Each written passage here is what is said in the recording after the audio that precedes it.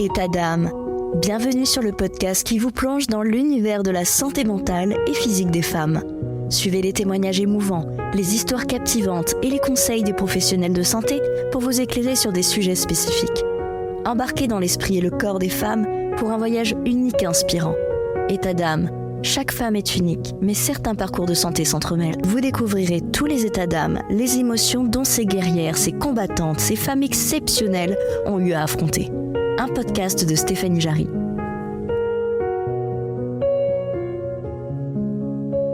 Bonjour à tous, vous êtes sur État d'âme. Aujourd'hui, je reçois avec un immense plaisir Deborah Schumann-Antonio, thérapeute spécialiste de la périnatalité. Elle accompagne des couples et des femmes en parcours PMA depuis plus de 12 ans. Parmi les thématiques sensibles abordées avec ses patients, il y a le don de gamètes. Accepter un don de gamètes, c'est accepter un deuil. Avec Deborah Schumann-Antonio, c'est le sujet du jour. Bonjour Deborah, merci d'être là aujourd'hui sur le podcast État d'âme consacré à la santé des femmes. Chère auditrice, la femme que je reçois aujourd'hui est activement engagée dans la santé de la femme, car Deborah Schumann-Antonio, dites-moi si je me trompe, mais vous avez créé la première journée de l'infertilité en France en 2014. Et depuis 2022, vous œuvrez aux côtés de la députée Prisca Thévenot pour faire bouger les choses et améliorer la prise en charge des femmes. Je trouve vraiment génial ce que vous faites. Et je me permets une question. En tant que professionnel de santé, selon vous, y a-t-il, pour certaines maladies, ne ciblant que les femmes, comme par exemple l'endométriose, beaucoup d'errances diagnostiques ou médicales? Pensez-vous que lorsque des femmes consultent, parfois, on ne prend pas assez en compte leur douleur et on ne cherche pas à aller plus loin? Oui, alors c'est un vrai combat que je mène. C'est une vraie question. Comme vous l'avez dit, je travaille beaucoup et je combats beaucoup pour la santé de la femme. Et quand je parle de santé de la femme, du coup, j'en parle de manière globale. C'est-à-dire qu'évidemment, je suis à la base spécialiste sur l'infertilité, la maternité, donc vraiment la partie couple également. Mais j'allais dire, mon analyse des choses depuis plus de 12 ans que je travaille sur ces sujets-là, c'est malgré tout qu'on diagnostique un peu trop tard. Et quand je dis on diagnostique trop tard, c'est qu'on diagnostique souvent au moment du désir d'enfant. Et le problème, c'est que ça peut arriver plus ou moins tardivement, puisqu'on voit qu'en plus, les femmes font des enfants de plus en plus tardivement. Et quand on diagnostique trop tard, effectivement, vous citiez l'endométriose, mais malheureusement, on n'a pas que le souci de l'endométriose, on a également les ovaires polykystiques, première cause d'infertilité. Aujourd'hui, en France, il faut le dire, parce que c'est important, on ne communique pas assez sur ce sujet, comme les fibromes, par exemple, si on ne donne que ces sujets-là, on va les diagnostiquer au moment du désir d'enfant. Ce qui veut dire qu'il faut attendre ce moment précis pour qu'on aille vraiment explorer le corps des femmes. Et malheureusement, comme c'est souvent un peu tardif et qu'il y a le désir d'enfant en plus, c'est-à-dire que les deux mélangés, on est dans ce que moi j'appelle une médecine d'urgence. Et la médecine d'urgence, c'est jamais très bon parce que ces femmes, endométriose, ovaires polykystiques ou autres, elles ont des souffrances au quotidien. C'est pas juste dans leur désir d'enfant, c'est tous les jours de leur vie, c'est dans leur sexualité, c'est dans leur vie professionnelle, c'est dans leur vie amicale, de couple, etc. Donc, il faut qu'on les prenne mieux en charge et plus tôt pour qu'elles puissent avoir une vie avec beaucoup mieux traitée, avec beaucoup mieux de mieux-être en tout cas, et pas uniquement par le prisme de la maternité. Parce que d'abord, toutes les femmes n'ont pas envie de faire des enfants. Quand même une étude qui nous dit que 30% des jeunes femmes ne veulent pas faire d'enfants. Donc, si on attend ce moment-là pour à un moment déceler quoi que ce soit, on est dans le faux. Donc, je pense qu'il faut à un moment donné ne plus passer par ça et passer beaucoup plus en amont et beaucoup plus tôt. Et c'est-à-dire le combat qu'on mène aussi avec la députée avec qui je travaille, donc Prisca Thévenot, c'est de pouvoir vraiment beaucoup plus tôt, c'est-à-dire dès l'adolescence, pouvoir mieux informer les femmes, d'abord, parce qu'avoir des douleurs, ça peut être multifactoriel. Donc, qu'est-ce que ça veut dire avoir des douleurs? Qu'est-ce que ça peut engendrer? Et qu'elles puissent prendre les bonnes décisions. Si je veux faire un enfant, peut-être que je peux préserver mes ovocytes en amont. Peut-être que j'ai certains traitements à prendre en amont. Peut-être qu'une prise en charge aussi sur l'alimentation, sur la vie quotidienne, le sport, etc., peut m'aider dans toutes ces pathologies. Donc, ce n'est pas uniquement par ce prisme-là. Et c'est vrai que c'est un vrai combat parce que je vois trop de femmes qui arrivent tardivement avec vraiment une découverte soudaine de plein de pathologies. Alors, évidemment, les médecins n'ont pas le temps de leur expliquer à ce moment-là parce qu'elles sont dans leur projet de bébé. Donc, il faut qu'elles ingurgitent en très peu de temps l'idée que, oui, elles ont un souci. Quelles sont les conséquences? C'est une conséquence sur la fertilité, donc souvent des parcours qui rentrent en PMA et qui sont du coup extrêmement compliqués. Enfin, psychologiquement et nerveusement, c'est extrêmement lourd à porter. Donc, plus on le fait en amont, et plus je pense qu'on peut apporter des réponses plus complète, plus concrète pour toutes ces femmes. Et je pense aussi que c'est vrai qu'avec, par exemple, des règles douloureuses, on a un peu cette idée que, de toute façon, ça fait mal, donc si j'ai mal, c'est normal. Et au final, si ça fait mal ou si on se rend compte de d'autres petites pathologies, d'autres petits symptômes, c'est vrai qu'il faut qu'on essaye de plus en plus de dire aux jeunes filles de ne pas hésiter à les consulter, on ne sait jamais. Et on peut bien sûr tomber sur un kyste qui, parfois on a des symptômes et puis on se dit « Oh, c'est peut-être parce que j'ai trop mangé. Oh, c'est peut-être parce que ci, parce que ça. » Et au final, oui, c'est vrai qu'on peut tomber après sur des problèmes un peu plus compliqués à gérer. C'est pour ça que je parle d'information et de formation pour les professionnels, parce que plus on aura des billes, plus on pourra expliquer aux jeunes filles, et vous avez raison, et plus on pourra peut-être alerter. Alors, j'allais dire, il vaut mieux parfois alerter pour rien, c'est-à-dire qu'une jeune fille ou une jeune femme aille faire des examens et qu'on lui dise finalement, il n'y a rien, mais en tout cas, on sait très exactement où elle en est, plutôt que d'attendre, et puis d'arriver dans des cas d'urgence où parfois, et surtout sur l'endométriose, qui malheureusement est galopante pour beaucoup, on la découvre trop tardivement et que ça peut vraiment mettre en péril un parcours de fertilité et ça met aussi un parcours de vie en péril. Donc voilà, plus on informe et plus je pense que c'est un peu le nerf de la guerre, en effet. Et puis faire de la prévention aussi, c'est vrai que ce serait pas mal, mettre des rendez-vous comme les bébés avec les vaccins de tel à tel âge. On en fait déjà pour tout ce qui est cancer du sein, mais c'est vrai qu'il n'y a pas assez pour tout ce qui est problème gynécologique. En fait, c'est très ciblé sur certaines pathologies. Vous avez raison quand vous parlez du cancer du sein et ça marche très bien sur le cancer du sein, typiquement. Mais c'est vrai que l'idée, et c'est vrai que cette députée qui je travaille, donc Prisca Thévenot, on se bat sur cette idée d'avoir des rendez-vous, des vrais rendez-vous d'information et de dépistage de manière beaucoup plus importante. Alors, sans doute 3 rendez-vous, un à l'adolescence, un au moment, en tout cas, vers 25-30 ans, où on pourrait imaginer faire un bébé. Donc, commencer là à échafauder ou poser des questions ou élaborer ce qu'on pourrait faire. Une plutôt au moment où on pourrait avoir d'autres dépistages, parce que je pense que ça a du sens vers les 40 ans. Et puis après, à la ménopause, parce qu'on n'en parle pas non plus de cette ménopause, mais elle est là, elle est présente, et c'est encore un sujet tabou. Et le dépistage, ça ne s'arrête pas quand on est ménopausé. Ça ne s'arrête pas. Le cancer du sein, le cancer du col de l'utérus, il ne s'arrête pas quand on est ménopausé. Donc vraiment, il y a tout un parcours de soins à construire avec les patients. Et ça, c'est indispensable pour que les femmes vivent mieux et comprennent mieux ce qui se passe dans leur corps. On a une autre pathologie, typiquement, qui est aussi tous les problèmes cardiaques qu'on peut avoir, très méconnus chez les femmes, et qui pourtant est la première cause de décès chez les femmes. Donc c'est là où on se rend compte que on a vraiment un travail de fond à faire. Donc, je pense qu'effectivement, plus il y a de dépistage, plus il y a d'informations, et plus on aide réellement les femmes sur le terrain. Et pensez-vous que grâce à la parole des femmes qui se libèrent de plus en plus, il est possible que dans quelques années, les choses évoluent plutôt dans le bon sens? Oui, je suis très positive sur cette question. On le voit à travers l'endométriose. L'endométriose, c'est une pathologie qui n'était pas du tout reconnue, pas du tout connue il y a encore quelques années. Il y a un travail incroyable qui est fait par les associations depuis des années. Vraiment, j'en connais un certain nombre, c'est des combattantes. Et ça commence à rentrer dans les mœurs. Ça commence vraiment à être pris en charge. Il y a un plan d'endométriose qui a été décidé par le gouvernement. Donc, ça veut dire qu'il y a des choses qui sont mises en place. Alors, évidemment, il y a encore beaucoup de choses à faire et on est toujours, on peut toujours améliorer. Mais en tout cas, ça y est, ça commence à rentrer dans l'esprit et des professionnels et des patients. Donc, il faut faire pareil pour les autres pathologies. Ça met du temps, mais on voit que la parole qui vraiment est présente sur les réseaux sociaux, dans les médias, etc., elle a du sens. Mais il faut être quand même très acharné pour qu'on l'entende, cette parole. Parce Oui. que ça fait des années qu'elles se battent vraiment, ces femmes. Mais notamment avec le congé menstruel, c'est déjà une petite évolution, on va dire, pour les femmes qui souffrent. Il y a plein de choses qui se font en mouvement. Moi, je le constate puisque vraiment, je travaille cette question depuis longtemps. Mais là, je trouve que depuis 1 ou 2 ans, il y a vraiment des choses qui commencent à bouger. Ce fameux congé, il y a toute l'histoire de la fausse couche sur laquelle, malgré tout, il y a des avancées qui sont faites et on va enfin prendre en compte cet arrêt-là pour les femmes qui ont des fausses couches, parce que la fausse couche, c'est pas anodin. Donc, on voit qu'il se passe des choses. En tout cas, j'allais vous dire, quand vous en parliez il y a 1 ou 2 ans, de la santé des femmes, je n'ai pas l'impression que ça avait une résonance incroyable.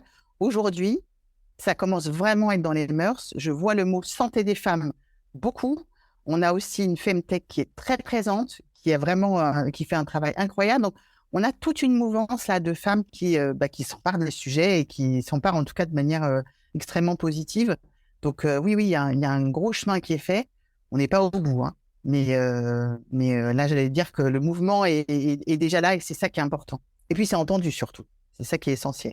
Est-ce que vous pouvez nous expliquer une journée type d'une thérapeute spécialiste de la périnatalité? Bah, j'allais dire que toutes les journées sont un peu différentes, mais globalement, pour ma part, en tout cas, moi, j'ai plusieurs types de journées.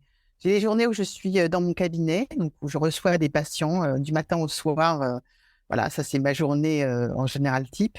Mais le reste du temps, quand je ne suis pas à mon cabinet, que je fais de la visio, puisque je travaille aussi en visio, c'est aussi des journées où j'ai des réunions. Alors, ça peut être des staffs avec l'hôpital, ça peut être des réunions avec d'autres professionnels de santé, ça peut être des réunions, justement, on parlait tout à l'heure de santé de la femme et du travail que je peux faire par ailleurs, des réunions dessus, des textes que je peux écrire. Voilà, je participe à beaucoup de sites pour lesquels j'écris des textes. Alors, sur la maternité, la fertilité, ou en tout cas la santé de la femme de manière plus générale. Donc, il faut produire un peu, hein, tout ça, ça demande un petit peu de temps. Et puis, je travaille aussi sur de la formation, parce que je fais aussi de la formation pour les professionnels de santé. Donc, tout ça, il faut du temps, en fait, pour le fabriquer, le créer, etc. Donc voilà, tous les moments où je ne suis pas en consultation, eh bien, la plupart du temps, sauf le temps que je me réserve pour moi, parce que quand même, c'est important de se ressourcer. Donc, je consacre aussi un peu de temps pour moi. Mais la plupart du temps, c'est de l'écriture, c'est de la réflexion, c'est des échanges avec d'autres professionnels. Voilà, c'est tout un travail préparatoire et d'écriture en général. En tout cas, merci, parce que vous faites énormément de choses pour aider les femmes, la recherche aussi. Quelles sont les différentes thématiques que vous pouvez aborder avec vos patients? Alors, il y a beaucoup de thématiques, d'abord sur la maternité ou la fertilité, évidemment. Alors, moi, j'ai beaucoup de patients qui viennent, je vais essayer de faire assez concis, mais d'essayer d'être assez clair. En tout cas, sur la partie désir d'enfant, on va dire ça comme ça, j'ai des patientes qui viennent soit au tout début de leur désir d'enfant et qui ont des questions vraiment sur qu'est-ce que le désir d'enfant, comment je me projette, les peurs qu'elles peuvent avoir sur la potentielle maternité qu'elles pourraient avoir, mais aussi des questions sur je rentre en parcours PMA ou pas, puisque pour certaines, c'est une vraie question de se dire est-ce que je médicalise ce parcours, on me l'a proposé, mais est-ce que j'ai envie d'aller dans ces parcours-là? Question qu'on ne posait pas il y a quelques années et qu'on commence à se poser. Ça veut dire aussi que les patientes, et ça, je trouve ça extrêmement sain, s'interrogent sur réellement ce qu'elles ont envie de faire. Et donc, elles n'y vont pas à l'aveugle. Il y a une vraie interrogation là-dessus. Et puis, j'ai tous les gens qui sont déjà en parcours et sur lesquels on va travailler avec soit le couple, soit les hommes ou les femmes, puisque je reçois et des hommes et des femmes. Et j'ai d'ailleurs de plus en plus d'hommes, ce qui est aussi un très bon signe. Où là, on va plutôt travailler sur leur parcours personnel, comment ils vivent la PMA, quels sont les freins, les contraintes, les peurs. On parle aussi évidemment des parcours potentiels à venir, adoption, don, vie sans enfant, qui est aussi un parcours, la vie sans enfant, ça se construit. C'est pas forcément, il ne faut pas le prendre comme un dépit, c'est comme le don, c'est comme l'adoption, ça se construit vraiment. Donc là, il y a tout un travail de construction autour de ça. Du travail aussi quand les femmes sont enceintes, avec les peurs de la grossesse et les peurs de l'accouchement, évidemment, qui peuvent naître. Et puis, dans ces parcours de grossesse, on a aussi malheureusement des grossesses qui se passent moins bien. Donc, les fausses couches, les interruptions de grossesse qui peuvent avoir lieu, sur lesquelles j'accompagne et j'aide les femmes et les hommes sur ces parcours-là. Et puis, des parcours, là, un travail qui n'est pas forcément lié à la PMA, mais qui est tout autour du couple, puisque je fais de la thérapie de couple. Donc, un vrai travail autour des problématiques du couple. Alors, avec la problématique numéro 1, j'allais dire la communication, qui est un sujet, je pense, central dans les couples, qu'ils soient en PMA ou pas. Mais je pense qu'il y a un vrai problème de communication dans notre société aujourd'hui et ça se sent dans les couples, malheureusement. Pourtant, il y a beaucoup d'outils, mais je crois qu'on a beaucoup de mal à communiquer. Et puis, un travail sur la sexothérapie, alors parfois lié à la PMA et parfois qui n'est pas lié à la PMA. Et puis, de la thérapie et du coaching, après, plus de développement personnel ou sur des sujets plus professionnels. Donc là, c'est encore un autre plan que je peux avoir. Voilà à peu près, mais c'est déjà large. Le don de gamètes, est-ce que vous pouvez rappeler à nos auditrices de quoi il s'agit? Alors oui, je m'aperçois que finalement, le don de gamètes est connu sans être connu. Là, je vois bien que beaucoup de patientes en connaissent en tout cas le nom et ne savent pas forcément ce qu'il y a à l'intérieur. Le don de gamètes, c'est l'idée d'aller bénéficier, alors pour les hommes comme pour les femmes, hein, puisque dans ces cas-là, c'est soit un don de sperme, soit un don d'ovocytes. C'est-à-dire que, comme j'explique un peu, j'allais dire de manière simpliste, mais qui je pense est compréhensible pour tout le monde, on a une pièce défaillante, c'est-à-dire qu'on a des spermatozoïdes qui sont pas assez vaillants, voire pas de spermatozoïdes du tout. ou des ovocytes qui sont encore présents, mais malheureusement génétiquement plus capables de donner une grossesse. Et dans ces cas-là, on fait appel à un tiers donneur, donc à quelqu'un qui va nous donner soit du sperme, soit un ovocyte. Et donc, on aura une FIV tout à fait classique, mais avec l'ovocyte ou le sperme de quelqu'un d'autre, puis un transfert et une grossesse qui va donc être menée à terme par le couple, mais avec un tiers, ce qu'on appelle un tiers donneur.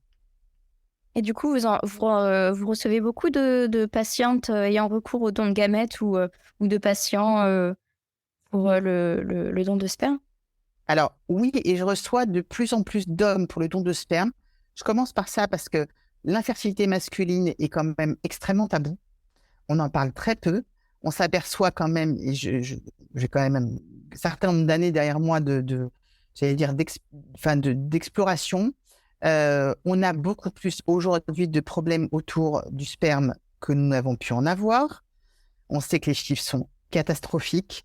On s'aperçoit que majoritairement aujourd'hui, enfin, on est vraiment dans les couples à 50%, chacun a des soucis, ce qui n'était pas le cas il y a encore une dizaine d'années. Donc, vraiment, j'allais dire, les problématiques, elles sont multiples aujourd'hui. Donc, c'est complexe parce que les hommes ont beaucoup de mal à en parler, les hommes ont beaucoup de mal à faire les examens. C'est pas une évidence. Nous, depuis qu'on est jeune, on va voir un gynéco, on va voir les médecins, etc. Pour les hommes, c'est un peu moins évident. Et puis, on touche à leur virilité profonde aussi sur ces questions-là. Donc, il y a beaucoup de tabous pour l'infertilité masculine et beaucoup de femmes qui arrivent avec donc des besoins d'un don d'ovocytes. Alors, souvent informées par le médecin, c'est-à-dire que très régulièrement, puisque moi, la plupart de mes patients viennent par le biais en fait, des médecins, on les a informés qu'a priori, il fallait faire un don d'ovocytes, mais elles sont avec cette question-là, ne sachant pas vraiment comment faire et surtout ne comprenant pas bien les enjeux et avec plein de questions autour du don. Qu'est-ce que ça engendre? Pourquoi? Est-ce que je suis capable de le faire? Est-ce que j'ai envie de le faire? Donc, et toutes ces questions, c'est ça que nous abordons ensemble parce que c'est pas un sujet anodin. Ce n'est pas le même parcours que la PMA classique. Et je pense que ça nécessite, et c'est sain d'ailleurs de se poser plein de questions pour construire cette future paternité ou maternité et se dire dans quoi je m'engage et est-ce que je suis capable de faire face une fois que le bébé sera là. Et quand vous dites, par exemple, que la PMA avec don représente un double deuil, est-ce que vous pouvez nous expliquer ce deuil? Oui, pour moi, il y a d'abord d'abord, il y a multiples deuils. Quand je dis il y a multiples deuils, c'est avant d'arriver au don. Souvent, les patients ont fait un très long parcours. Donc, il y a déjà le deuil de l'enfant naturel, c'est-à-dire celui qu'on fait sous la couette, comme on dit de manière un peu simpliste. Mais celui-là, déjà, quand on rentre en PMA, on se dit, globalement, il y a peu de chances que ça fonctionne comme ça. Donc, il faut que je fasse le deuil de cette grossesse qui va m'arriver dessus un beau matin et qui sera un peu magique, comme ça, inattendu. Bon. Puis, il y a le deuil quand on est en PMA, que ça ne fonctionne pas. Et dès que j'ai fait toutes les fibres ou toutes les inséminations et ça ne fonctionne pas, il y a encore ce deuil à faire. Puis déjà 2 deuils. Et puis, j'arrive avec la possibilité de faire un don. Et si j'accepte de faire ce don, ça veut dire que je fais le deuil, moi, de ma propre génétique pour avoir cet enfant. Et donc, c'est une autre construction. Donc, vous voyez bien que ça fait quand même, j'allais dire, on se construit tous quand nous sommes enfants avec une idée de l'idéal de nos vies et qui nous permet de nous dire, je pourrais un jour me retourner en disant, j'ai réussi ma vie parce que dans ma besace, j'ai mis ça, ça et ça, ça et ça, qui sont, j'allais dire, tous ces éléments qui sont propres à nos propres désirs. Hein. Pas de règles fondées. Ça peut être le job de rêve, la maison de rêve, la vie de rêve avec des enfants, pas d'enfants, etc. Mais cette vie qu'on a construite pendant des années, il faut à chaque fois la déconstruire pour se dire je vais prendre un autre chemin et j'accepte à chaque fois que ce chemin, et je répète sciemment le mot, n'est pas par dépit. Mais il est vraiment dans ma conscience, il est réfléchi et j'ai envie d'aller dans ce parcours-là. Et je l'accepte pleinement. C'est vrai que c'est pas évident pour quand on a des problèmes de santé de se dire qu'on a besoin d'être médicalement assisté. Quand on voit des femmes qui tombent un peu plus facilement enceintes, il y a 2 types de femmes et celles qui vont parfois mal prendre le fait que dans leur entourage il y ait des grossesses. C'est vrai qu'au fond, on peut pas leur en vouloir parce que bon, il y a voilà, le fait de vouloir être à la place de l'autre. Pourquoi moi, je n'y arrive pas? Pourquoi c'est tombé sur moi? Faut toujours se dire que, en tout cas pour les auditrices qui nous écoutent et qui sont en parcours PMA, que de toute façon, elles ne sont jamais seules et que quand on croit être dans une situation, mais pourquoi moi, mon Dieu? Non, il faut se dire que on peut prendre aussi la parole pour trouver d'autres personnes avec qui partager et se soutenir, pouvoir échanger. C'est vrai que c'est important. et aussi voir un thérapeute. Il faut leur dire, Mm. et je le dis, puisque j'ai la parole aujourd'hui, il faut leur dire, et je dis ça vraiment, c'est pas juste pour les déculpabiliser, parce que c'est une réalité. C'est qu'il y a un parcours psychique qui se met en place quand on a des difficultés pour avoir des enfants, avant même de rentrer en PMA, et quand on est également en PMA, et que ce qu'elles ressentent est légitime, et elles ont le droit de le ressentir. Donc, ça n'est pas idiot d'avoir de la colère, ce n'est pas idiot de se dire j'ai honte, ça n'est pas idiot d'avoir de la jalousie. C'est temporaire. C'est temporaire, mais ça participe aussi du parcours qu'on est en train de vivre. Et ça a du sens de le dire. Parce qu'on se sent bien nul. Et là, je reprends vraiment les mots des patients. Elles se sentent nulles, elles se sentent bêtes de ne pas faire ce qui paraît le plus évident sur la Terre, faire un bébé, puisqu'il n'y a pas besoin d'avoir des diplômes ou un niveau social X ou Y. Je dis, c'est quand même à peu près simple de le faire. Bien non, pour elles, ça n'est pas simple. Malheureusement, aujourd'hui, et les chiffres ne sont pas en cette faveur-là d'ailleurs, c'est grandissant, cette infertilité. Pas qu'en France, puisque l'OMS vient d'alerter en disant, mondialement, c'est une catastrophe. Donc, vous voyez, elles sont loin malheureusement d'être seules. Et oui, c'est des parcours très compliqués et très douloureux. Donc, quand moi, je les entends me dire, je ne suis pas à la hauteur, j'arrive pas à faire face, je suis nulle, c'est vrai que je ne peux pas laisser dire ça. Enfin, évidemment que je leur laisse l'exprimer, mais j'ai beaucoup d'admiration pour les parcours qu'elles font.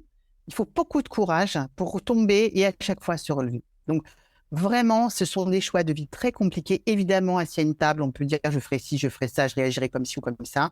Quand on est dans la situation, on a tous vécu, par exemple, des confinements qui ont été compliqués, douloureux. On pouvait se raconter tout ce qu'on voulait. On était face à nous-mêmes à ce moment-là. Bien, la PMA, je crois que c'est assez similaire à ces fameux confinements où on ne savait pas comment on pouvait agir. On était complètement démunis. On ne savait pas combien de temps ça allait durer. Je pense qu'on nous aurait dit ça va durer tant de temps. Finalement, on aurait peut-être réagi différemment. Et bien là, c'est exactement la même chose. Donc, avoir des moments où ça pleure, où ça chute, où ça lâche, ce n'est pas grave.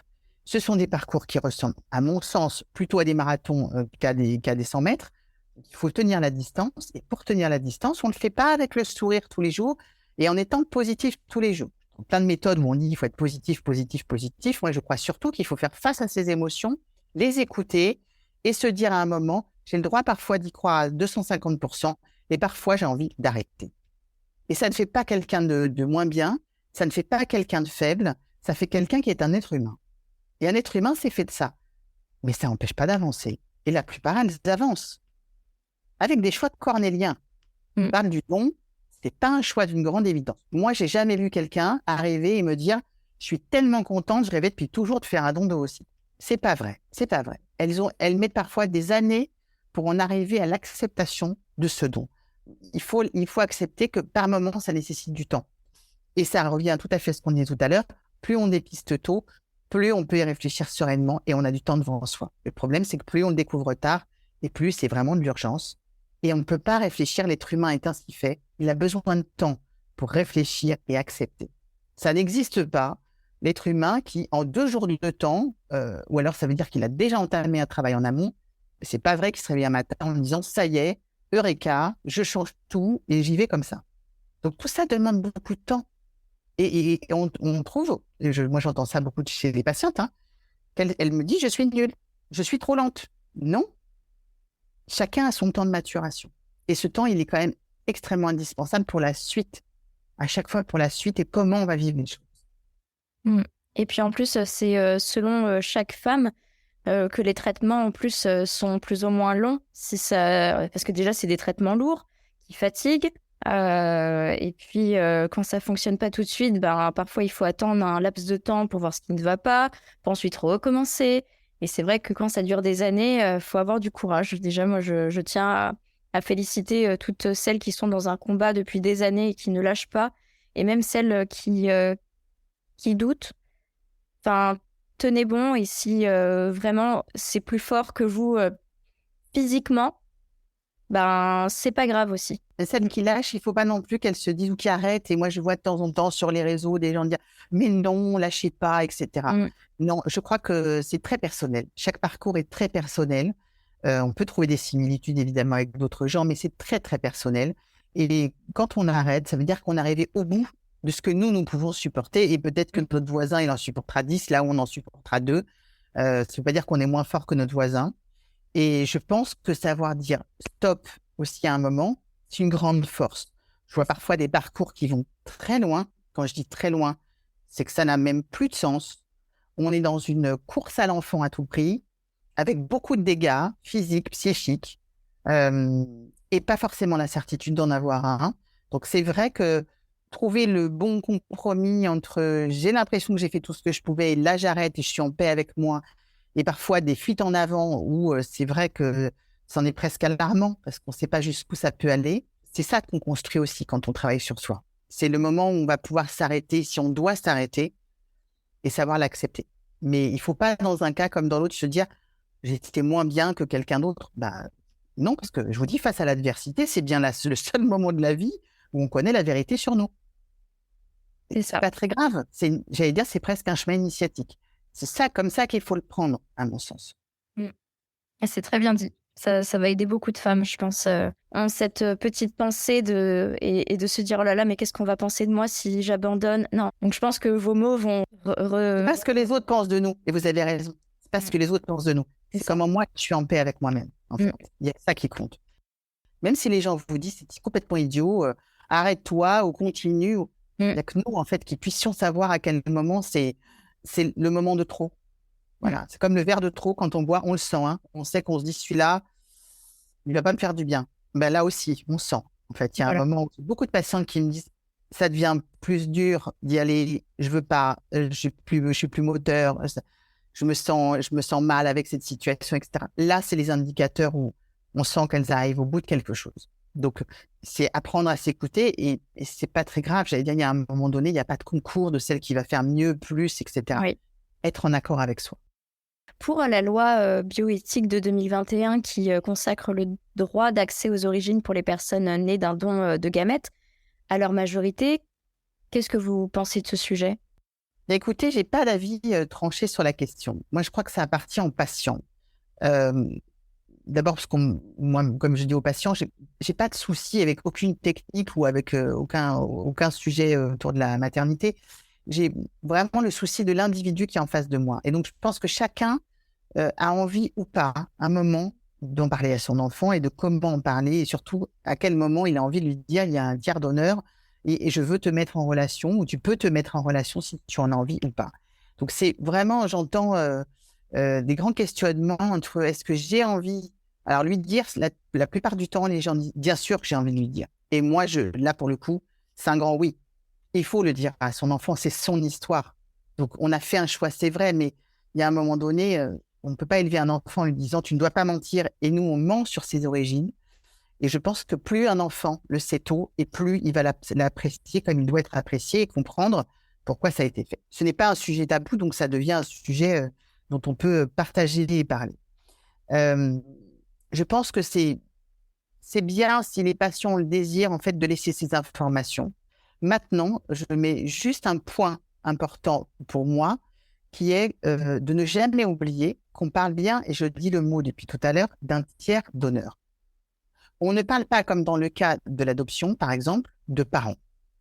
Donc, l'enfant qu'on adopte, il avait à un moment des parents qui lui ont abandonné ou qui l'ont mis à l'adoption, selon les cas, et je fais le distinguo aussi selon les histoires. Et là, je conçois que l'enfant adopté ait besoin et envie, la plupart du temps, de connaître son origine et d'aller discuter avec ses parents ou son parent pour dire qu'est-ce qui s'est passé à un moment. Tu voulais pas de moi en tant que personne ou tu voulais pas d'un enfant. Déjà, n'est pas tout à fait la même chose et qui peut aider dans la construction. Donc, il y a beaucoup de gens qui font cette démarche plus ou moins tôt dans leur vie. Et en tout cas, je pense que ça a du sens puisqu'on parle bien des parents. Là, on parle d'un donneur. Un donneur qui n'a pas de désir d'enfant, qui n'a pas eu le désir de cet enfant qui va venir, puisque c'est bien un couple qui va le construire à deux et qui va avoir ce désir-là et qui va le porter à deux. Et donc, pour moi, c'est très différent. Donc, c'est vrai qu'il faut, là, si les enfants ont l'opportunité d'aller demain rencontrer le donneur ou la donneuse, il faut être très au clair avec le fait que c'est pas bonjour maman ou bonjour Oui, papa. c'est ça. Mm. Et là, je pense qu'il y a quelque chose, là on parlait d'information et de communication, à dire. C'est pas ton père ou ta mère, alors biologiquement, oui, mais ils n'ont eu aucun désir. Ils n'ont rien construit avec toi. Donc, un beau matin, on arrive et on dit bonjour, tu sais quoi, je suis ton enfant.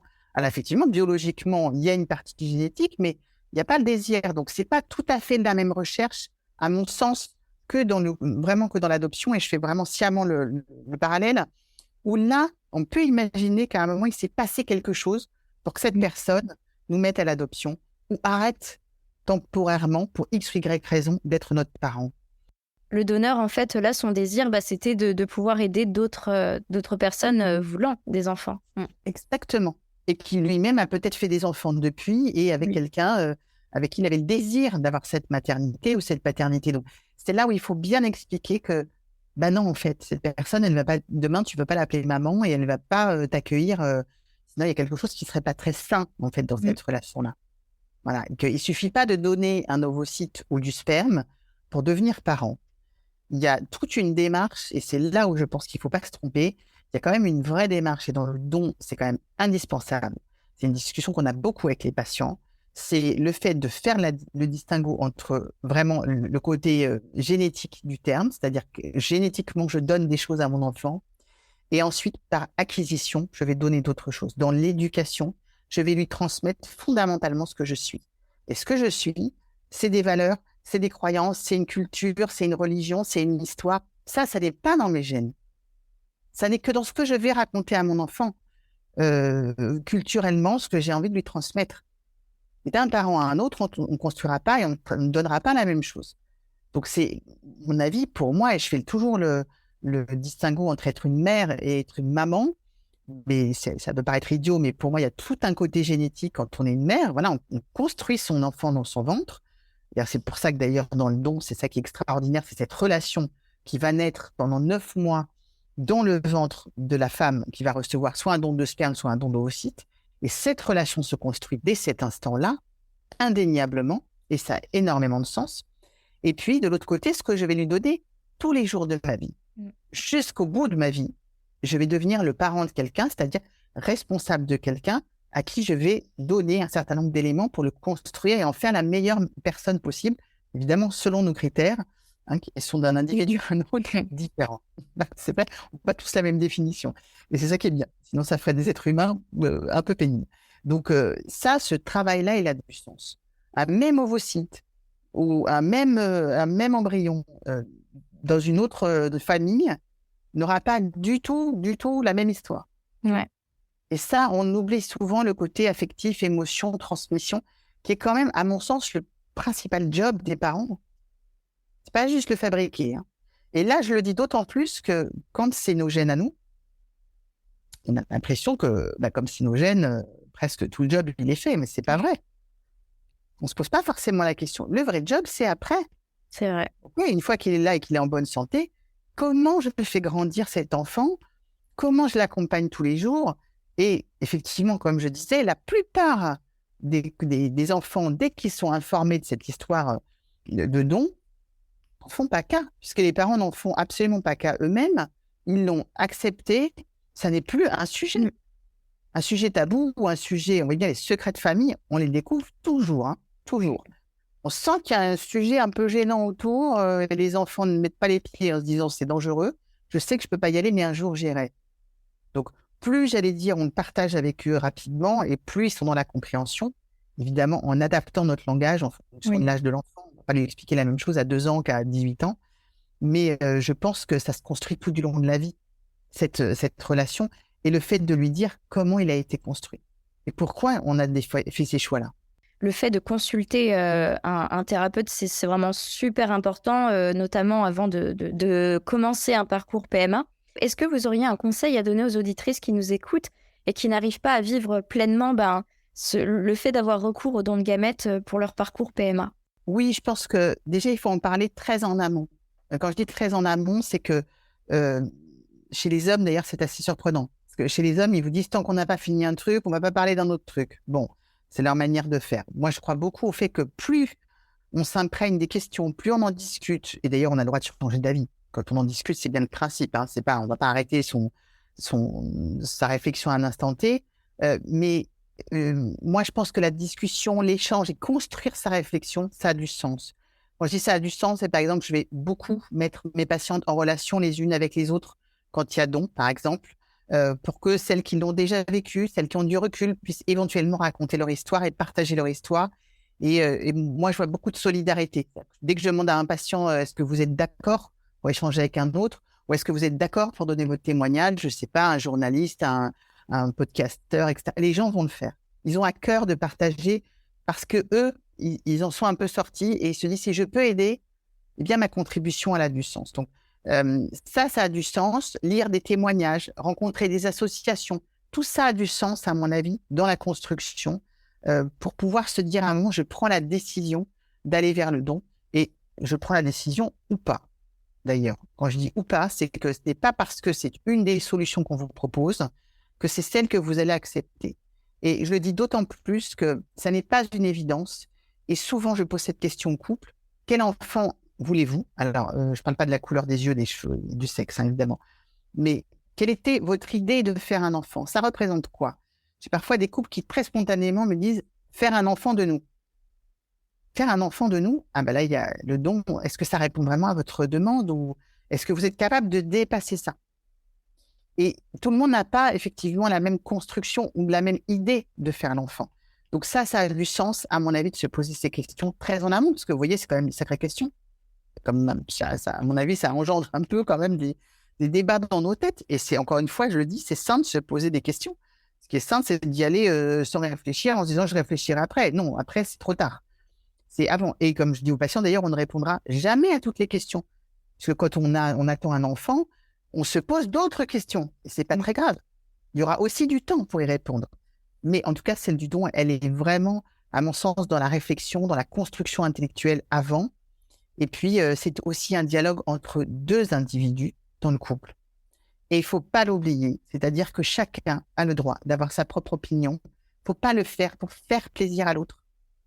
J'entends parfois les couples qui me disent « Ah, ben si elle veut, on le fera. » Non, c'est pas si elle veut.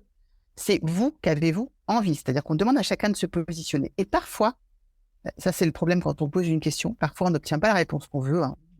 C'est la vie, c'est comme ça. Mais il faut accepter la réponse qu'on a. Et peut-être que l'autre peut nous dire non et nous expliquer pourquoi elle ne veut pas. Mais on ne peut pas forcer quelqu'un dans une démarche. Ce sont des démarches trop personnelles, trop engageantes. Donc, il faut que les deux puissent d'abord réfléchir à titre individuel, puis en discuter à deux. Et il y a une décision à deux. Il y a une discussion à deux. Mais ce n'est pas une discussion ou une réflexion à l'emporte-pièce. À mon sens, ça nécessite quand même de se dire, si j'y vais, j'ai réfléchi les paramètres et à partir du moment où on y va, on est à peu près serein sur la question et on peut y aller pleinement et à deux. Bah, c'est vrai que là, niveau couple, faut se poser la question parce que s'il y en a un qui est pas trop pour et au final, c'est l'enfant qui va en pâtir après, il faut penser à ça aussi. Il faut après se sentir prêt à aimer cet enfant comme si c'est le vôtre. Oui, après, il y a toutes ces problématiques qui arrivent et c'est vrai que c'est bien de se poser ce genre de questions. Oui, je pense que c'est indispensable. C'est pas une décision, et je vois beaucoup d'hommes qui me disent « Ah, mais si elle est d'accord, je la suis. » Alors, c'est formidable d'avoir des hommes qui vous disent ça. Et en même temps, ce moment précis, non, il faut que chacun s'engage dans la décision. Il faut que chacun puisse y réfléchir. C'est pas après, encore une fois, qu'on réfléchit. C'est vraiment de se dire, je m'engage et on y va. Là, on y va à deux. Donc, c'est là où je pense que plus on met du temps sur la réflexion et plus on en discute et plus ça va être intéressant à construire derrière. On ne prend pas le temps parce que je pense qu'il y a une pression et qui est liée à deux choses. D'abord, au désir qu'on a d'avoir cet enfant. C'est-à-dire qu'une fois que le désir, il arrive, c'est maintenant qu'on a envie de le faire. Hein. Ce n'est pas dans 10 ans. Donc, on a envie d'aller vite aussi dans les traitements. Et puis, il y a cette mécanique qui fait que beaucoup de femmes me disent je n'ai pas de temps à perdre et si je ne fais rien, j'ai l'impression que je perds du temps, c'est inutile, etc. C'est vrai. Et en même temps, comme je leur dis, c'est la force du « et en même temps », vous voyez, c'est de se dire, je suis d'accord qu'on ne perde pas de temps, mais parfois, 1 mois de pause ou 2 mois de pause, ça permet de lever la tête du guidon, ça permet de prendre du recul et peut-être de voir les choses un peu différemment, de se reposer, de se centrer, de se re-questionner. Donc, l'idée, c'est quand même aussi de ne pas être dans un tunnel, mais de temps en temps, sortir la tête de l'eau. Si je respire un coup, j'en suis où? Et puis surtout, je m'écoute un peu, quoi. Parce que j'ai envie d'y retourner tout de suite. Est-ce que j'ai de l'énergie pour y retourner tout de suite? Si j'ai pas l'énergie, est-ce que c'est utile? me reprendre un échec dans cet état-là, je ne suis pas convaincue. Donc, c'est trouver le bon tempo. Et donc, la respiration de temps en temps, je pense qu'elle est plus qu'indispensable aussi. Ça, c'est très important. C'est-à-dire que je crois qu'il faut... On s'oublie très, très vite dans ces parcours. On s'oublie et on oublie son couple. Il ne faut pas s'oublier. Il ne faut pas oublier et essayer de rester le plus possible en lien avec soi, en accord avec soi. Faire un enfant, c'est une chose extraordinaire. Je ne vais pas dire le contraire. Moi-même, je me suis battue pendant des années pour faire mes enfants, que ce soit par le biais de la PMA, puis des grossesses compliquées. Donc, je sais à quel point je mesure ma chance tous les jours. Voilà. Mais en même temps, je crois aussi qu'on peut avoir une vie sans enfant. L'enfant n'est pas tout dans une vie. C'est une partie de notre vie. Et il ne peut pas répondre, à mon sens, à tous nos... J'entends des gens qui me disent « Je serai heureux quand j'aurai un enfant ». Évidemment qu'elles seront heureuses ou ils seront heureux quand ils auront des enfants, mais ça ne sera pas la seule source de bonheur. Le bonheur, il vient de plein de choses, de toute notre vie, de l'entièreté de ce que nous faisons. Cet enfant, il va être contributeur, ça va être une autre part de bonheur, mais ce n'est pas que le bonheur. Et c'est ça qu'il faut essayer de se construire. Donc, et puis, on peut être maman de mille et une manières. Moi, je le dis très honnêtement, parce que ça ne se résume pas à être maman qu'à porter un enfant. Effectivement, l'adoption est une manière de faire des enfants. S'occuper des autres peut être une manière de transmettre, parce qu'en fait, le fin mot de toute cette histoire, c'est quand même la transmission, fondamentalement. Et que cette transmission, il y a plein de manières de le faire. Et il y a plein de manières de se révéler et de se projeter dans autre chose. Voilà, donc ça, je pense que ça a du sens. Alors, ce parcours, il est très douloureux, il est très long. Je parlais de parcours initiatique tout à l'heure. Je crois beaucoup que c'est un parcours initiatique et qu'il peut nous faire grandir à certains moments. Même si quand on est dedans, on voit pas du tout, et on aimerait bien en sortir. Et j'avoue que pour l'avoir vécu, je me suis dit la même chose. Mais sincèrement, il nous fait grandir, il nous fait évoluer, il nous fait nous questionner. Je pense que les gens qui en sortent avec ou sans enfants, hein, là, il n'y a pas de débat, sont plus forts, beaucoup plus forts. Et surtout, ils se connaissent tellement mieux. Donc vraiment, je souhaite beaucoup, beaucoup de courage à tout le monde. Mais moi, elles ont toutes et ils ont tous mon admiration, sincère, en tout cas, sur ces parcours-là. Merci beaucoup de m'avoir invité, de m'avoir donné la parole. C'est toujours un plaisir. En plus, j'aime beaucoup votre podcast, vraiment. Il fait du bien, donc ça, c'est important. En tout cas, merci beaucoup, Déborah Schumann-Antonio, d'être passée sur le podcast État d'âme et de nous avoir éclairé sur le don de gamètes et notamment le métier de thérapeute spécialiste de la périnatalité. Courage à tous ceux qui nous écoutent et qui vont entamer un parcours PMA ou qui sont actuellement en plein dedans. On vous souhaite une très belle surprise à la fin. Vous écoutiez État d'âme, un podcast de Stéphanie Jarry. À très vite pour un prochain épisode.